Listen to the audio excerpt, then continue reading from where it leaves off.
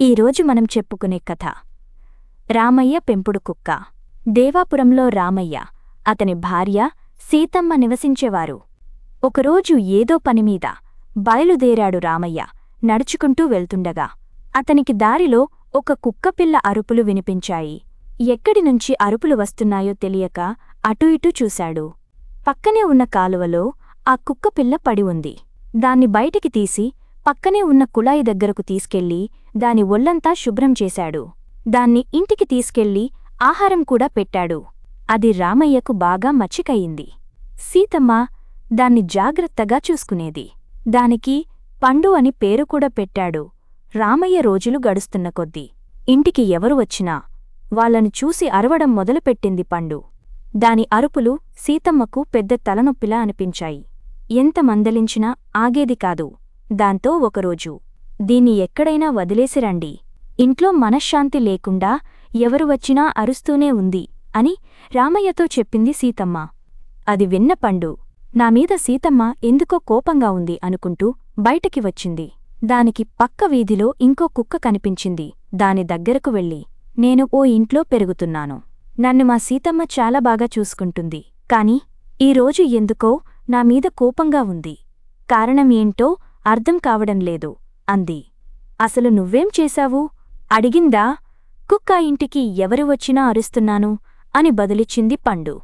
అలా చేయడం తప్పు. ఎవరైనా హాని తలపెడుతున్నారు అనిపించినప్పుడు మాత్రమే అరవాలి, అంతేగాని ప్రతిసారీ అరవకూడదు చెప్పిందా కుక్క. ఆ మాటలు విని అక్కడినుంచి ఇంటికి పరిగెత్తింది పండు. ఇక అప్పటినుంచి అందరినీ చూసి అరవడం మానేసిందది. ఎవరైనా రామయ్య సీతమ్మలతో గట్టిగా మాట్లాడినా కోపగించుకున్నా అప్పుడు మాత్రమే అరిచేది. అది చూసి సీతమ్మ, మన పండు చాలా మారిపోయింది అని సంతోషించింది. ఒకరోజు రామయ్య ఇంటికి ఓ వ్యక్తి వచ్చాడు. అతను మాట్లాడుతుంటే అలాగే చూడసాగింది పండు. అతను ముందు బాగానే మాట్లాడినా రామయ్య వెళ్ళిపోగానే ఇంట్లోకి వెళ్లి పర్సు దొంగిలించుకుని వెళ్లాడు. అది పండు చూసినా అతను రామయ్యని ఏమీ అనలేదు కాబట్టి అలాగే ఉండిపోయింది. కాసేపటికి రామయ్య ఇంట్లోకి వచ్చి చూస్తే పర్సు కనిపించలేదు. ఎవరో ఇంట్లోకి వచ్చిన అడుగులు ఉన్నాయి.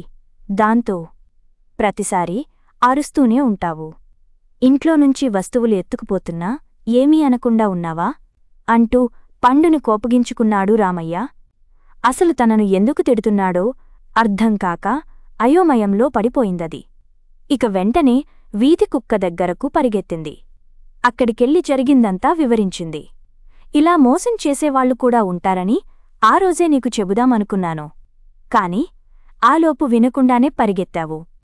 ఇంతకీ ఆ దొంగ ఇటువైపు వెళ్లాడో చూశావా అడిగిందది. అతను వెళ్లిన దారి చూపించింది పండు. వెంటనే రెండూ కలిసి ఆ దారిలో పరిగెత్తాయి. పరుగులాంటి నడకతో వెళ్తున్న అతనిమీద దాడి చేశాయి. ఇక భయంతో ఆ వ్యక్తి పర్సు అక్కడే పడేసి వెళ్ళిపోయాడు. పండు దాన్ని నోటితో పట్టుకుని తీసుకెళ్లి రామయ్యకు అందించింది. దాంతో రామయ్య, సీతమ్మ ఇద్దరూ ఆనందించారు. దాన్ని కసురుకున్నందుకు క్షమాపణగా దగ్గరికి తీసుకుని తల నిమిరారు. ఇక అప్పటినుంచి పండు జాగ్రత్తగా ఉండసాగింది.